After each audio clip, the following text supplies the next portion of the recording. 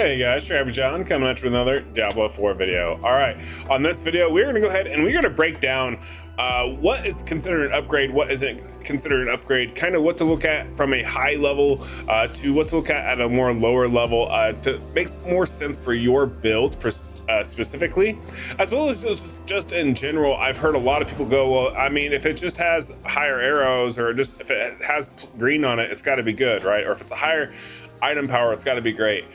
That's not necessarily true. Just because it has a higher item power or a higher level, it could have different skills, different modifiers that make more of an impact on your count than it would be if it was like a plus 100 skill item.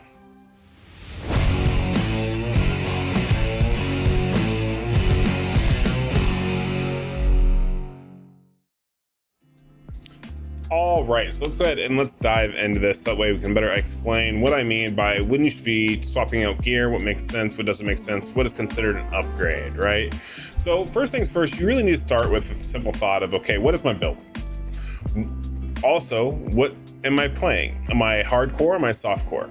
Those are the first few questions you should always ask yourself before you do anything with your gear. And the reason being is depending on what your strategy is for your character, depending on the difficulty that you're trying to play on, whether it's hardcore or softcore, you need to be very cognizant of, okay, what do I actually need on my gear? That's going to make the most sense for my build and allow me to really flourish on it. Now, a lot of you out there are either going to follow a build guide, or you may try your own luck and try building your own skill tree here, right? It's one of those situations where to each their own. Highly recommend that you try to figure it out on your own as well, but if not, plenty of guides out there that'll help it and make it a little easier for you. Also, with Paragon boards, this is a whole nother element that can have several boards, which makes this a lot harder, right? This also means that you kind of need to plan ahead. The same thing is going to apply to your gear. Just because you farm a bunch of gear doesn't mean that you're always going to get better gear. Doesn't mean you're going to get higher quality. Sometimes higher quality gear doesn't appear to be high quality. And the reason why we say that is if we go through my gear right now, it's not the best. If we look at it and we look at breakpoints, right? Like I'm right below breakpoint 5 and 6 on typically almost all my pieces of gear. I think a couple of them are actually in breakpoint 4. Yeah, this is breakpoint 4 right here. Unfortunately, if you don't know what breakpoints are, I'll make a video about that later on. Basically, each item has a drop element that can be up to 6 different levels. So six different tiers is a better way to put that. So that means you may have a piece of gear that doesn't roll as much here. So if I were to upgrade this one, I would get more of a bonus because it's a higher break point, so to speak. And that's just how that works out. So that means as I upgrade them, the modifiers go up higher. Okay, so this also means you need to be considerate of that when you're going to go ahead and swap out gear, right? You don't want to invest on gear that doesn't make sense. It definitely makes sense to go ahead and look and make sure, okay, what is an upgrade, what isn't? Obviously, first things first, if you do not already have this setting on, you need to turn it on immediately. It makes a big difference, and that's going to be advanced tooltips and advanced tooltip information. What this allows you to do is when I look at my inventory, you can see that I can automatically see this. I can see the mid-max rolls of this. This also means that I can really compare and know very quickly how good it is or how bad it is. So for example, let's say that this piece of this Lego here that I have, yes, maybe it's not the right aspect that I wanted. However, it has the right stats on it, and I could possibly use that.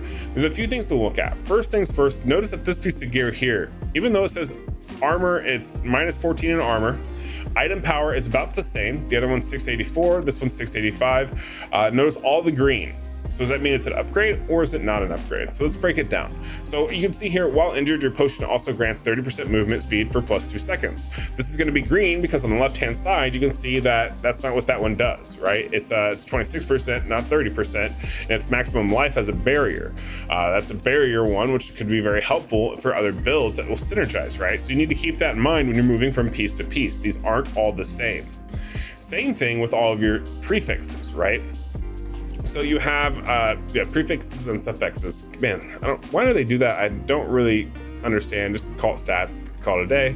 But anyways, but you can see here, 3.5% imbuement skill cooldown reduction, 13% damage reduction while injured, damage reduction from close enemies, plus 2 potion capacity. What about these stands out to you? If you said damage reduction and tankiness, you would be correct. So in a hardcore type situation, this piece of gear makes more sense than the other one. Even though the other one, if you look at this one, I have maximum life, all stats up, some reduction, and more damage after dodging an attack.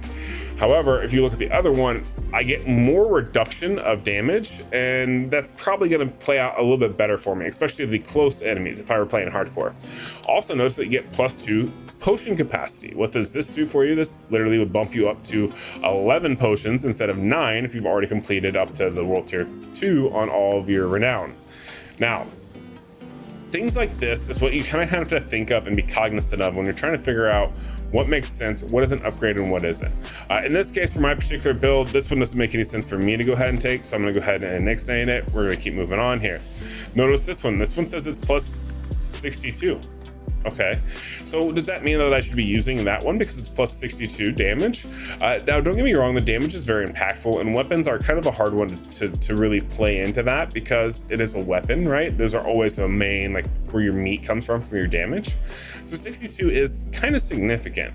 Also, the simple fact that this has 7.5 damage to poison enemies. I run a poison imbuement, that's huge. The trap skills, though, that does nothing for me, okay? And damage to chilled enemies also does nothing. So the two of the green ones, so to speak, don't do anything for me. So would I really be benefiting from just getting overall damage and then losing all my affixes? Not really, because as you can see here on the left hand side, damage to crowd controlled enemies I have. Lucky hit I have up to a 9.2% chance to execute injured non-elites. That's huge. Dexterity, which is very helpful, and damage over time. So notice that those make more sense. Even though the other one is +62, my old one actually gives me more modifiers and overall increases my build a little bit better and synergizes better than the other one, even though this could be perceived as an upgrade. Moving on from there. So if we go ahead and we move right linearly on, rings are kind of a tough one, right? Because when it comes to rings, the top skills are always going to be some sort of resistance. Resistance doesn't play that big of a deal in Diablo 4 compared to other games, unfortunately. It's more about your armor than it is your resistance. At least at the current moment, this is prior to Season 1. Keeping that in mind, this is right after launch, this may change. So which resistance you have up top could be impactful, could make a difference. You may want to try to keep them a little even. Personally, I'd prioritize getting poison resistance because poison is so broken in this game, but to be honest, so much damage can be done just from poison. So definitely poison resistance is probably a good thing. Unfortunately, you can't mitigate all of your damage that way. But you also notice that the damage to chilled enemies is there. That doesn't help me at all, but critical strike damage at 11, that's huge. That's a big increase as far as damage goes. You also see that there's life on here and critical strike chance. So we have 2 crits, life. Chilled enemies doesn't do anything for me. But if we look on the other side, notice that I have poison damage, which is good. Max energy is okay. Damage to crowd control enemies, that's great. Only we don't crowd control any enemies. Damage to slowed enemies, we don't slow any enemies either. So on the left hand side, really the only thing that I'm really losing is my poison. So in this case, this one is an upgrade.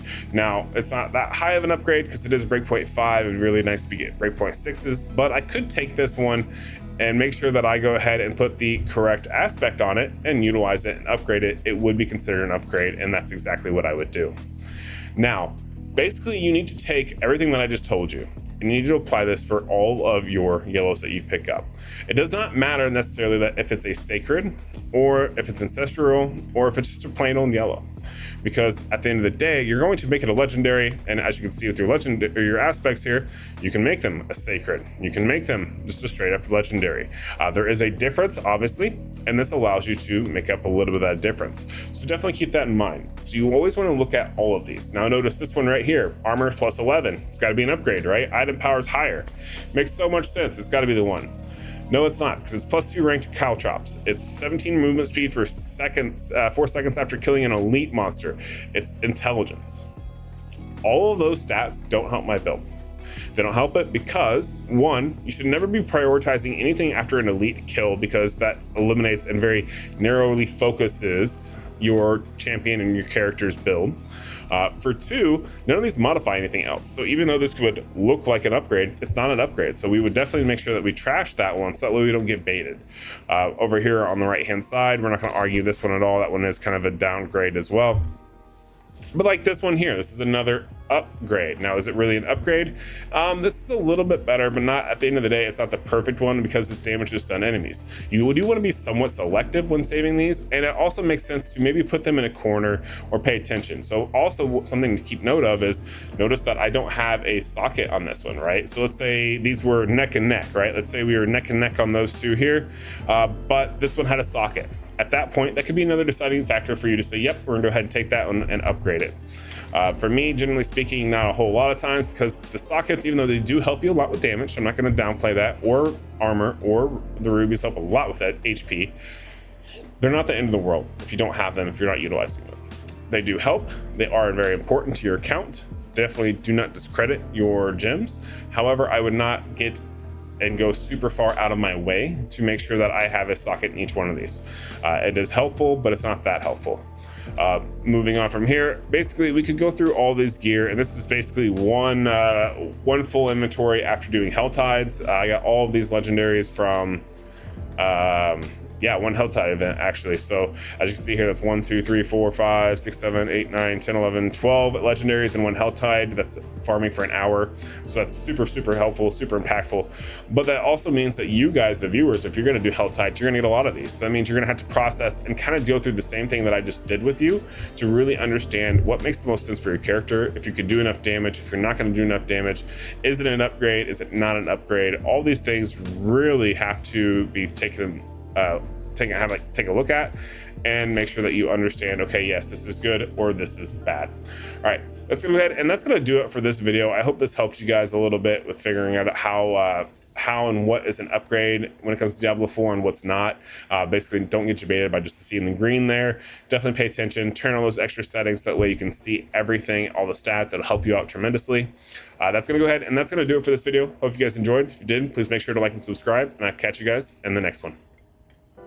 Peace.